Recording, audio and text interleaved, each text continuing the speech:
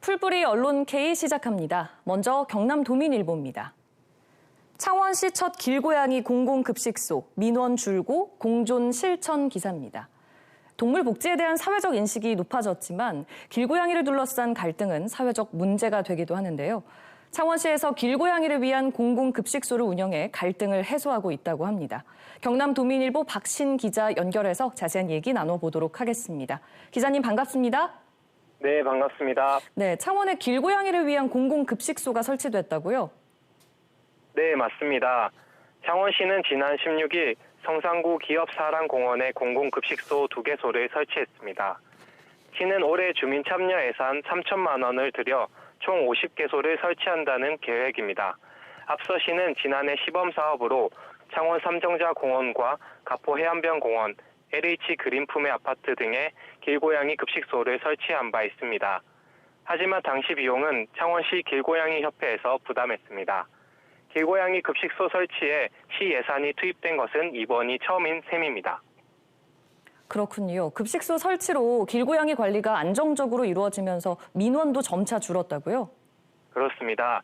길고양이들이 급식소 인근에 정착하면서 개체수 관리 등이 안정적으로 이루어졌습니다. 무엇보다 무분별하게 사료를 주는 행위가 크게 줄었다고 합니다.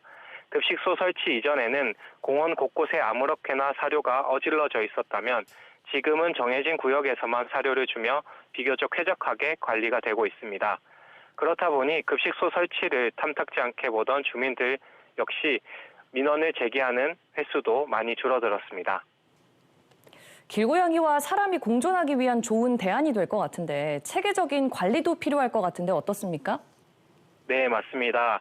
공존을 위한 첫발을 내디딘 만큼 앞으로 지방자치단체의 지속적인 지원과 관리가 필요합니다. 길고양이들이 안전하게 정착할 수 있게 도우려면 일회성 예산이 아닌 매년 정기적인 예산이 투입돼야 합니다. 길고양이가 잘 정착하고 중성화 수술 등을 통한 개체수 관리가 이루어진다면 길고양이와의 공존도 충분히 기대해 볼 수 있습니다. 네, 잘 들었습니다. 지금까지 경남도민일보 박신 기자였습니다. 다음은 경남신문 살펴보겠습니다. 18년 만에 오가는 통영 오곡도 여객선, 외지인은 못 타요 기사입니다. 실제로 이렇게 선착장에 안내문이 붙었는데요. 소외 도서 지원 사업을 통해 18년 만에 취항한 통영 오곡도 정기 여객선이 주민등록상 섬 주민으로 한정된 운영 지침에 따라 외지인과 관광객은 이용할 수가 없어서 불만의 목소리가 나오고 있답니다. 해양수산부는 뒤늦게 지침 개정에 나서는 한편 개정 전이라도 지자체가 요청하면 일부 유료 승객 승선을 허용하는 등 탄력적으로 운영할 수 있도록 지원할 방침이라고 신문은 전하고 있습니다.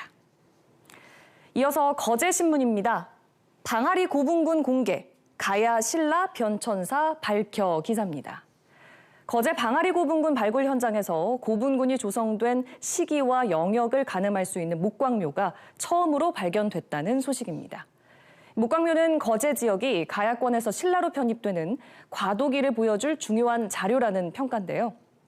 신문은 거제시가 미발굴된 고분군을 추가 발굴해 거제 방아리 고분군의 성격을 파악하고 거제 지역의 역사를 정립하는 데 노력할 것이라고 전하고 있습니다.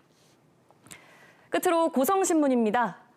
가축 사육 제한 거리, 증축 이전 완화되나 기사입니다. 고성군의 의회에서 처음으로 주민조례 청구를 통해 일부 개정된 조례안이 입법 예고돼 의회 상정 여부에 관심이 쏠리고 있다는 소식입니다.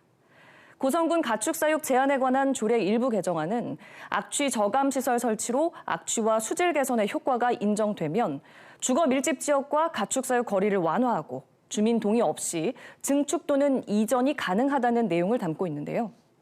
신문은 가축사육 제한이 완화될 경우 사업자와 주민 간의 갈등이 우려된다고 지적하고 있습니다. 지난 2년 동안 경남 지역 언론사의 주요 기사를 소개했던 신문브리핑 풀뿌리 언론 K가 개편을 위한 재정비 시간을 갖게 됐습니다. 보다 새로운 모습으로 찾아뵙도록 하겠습니다. 지금까지 신문브리핑 풀뿌리 언론 K였습니다.